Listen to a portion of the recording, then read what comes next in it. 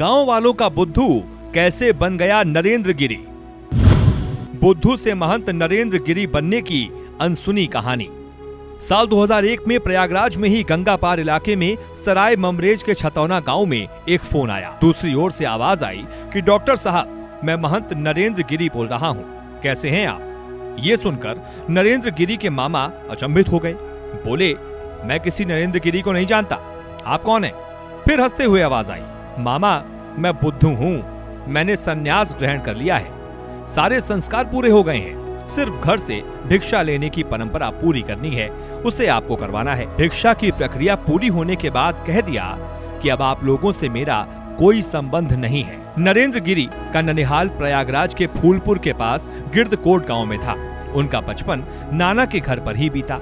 नाना और मामा प्रोफेसर महेश सिंह ही उनकी देखभाल करते थे। सीएमपी डिग्री कॉलेज के शिक्षक प्रोफेसर महेश सिंह बताते हैं कि नरेंद्र गिरी 8 व 10 साल की उम्र में भी घर से भागे थे। उन्हें एक बार मुंबई से पकड़ कर लाया गया था।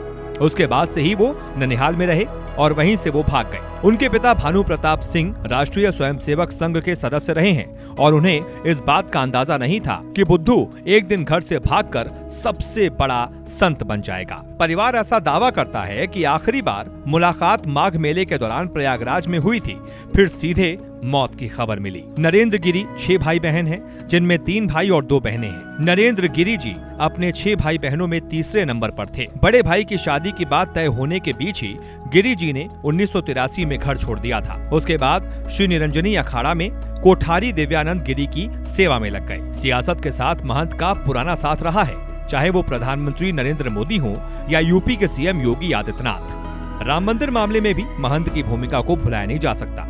5 साल पहले बाबरी मस्जिद के मुद्दई हाशिम अंसारी से हुई मुलाकात में महंत ने खुद को उनके पुत्र के समान बताया था। मार्च 2015 में पंचायती अखाड़ा श्री निरंजनी के सचिव और बाघंबरी गद्दी के महंत नरेंद्र गिरी को सर्वसम्मति से अखिल भारतीय अखाड़ा परिषद का अध्यक्ष चुना गया था। पूर्व अध्यक्ष ज्ञानदास के कार्यकाल के बाद उनकी ताजपोशी हुई थी। साल 2019 में उन्हें दोबारा अध्यक्ष चुना गया। प्रयागराज के बाघंबरी मठ और संगम स्थित बड़े हनुमान मंदिर की करोड़ों रुपए की संपत्ति है। हालांकि महंत नरेंद्र गिरी का विवादों से पुराना नाता रहा है।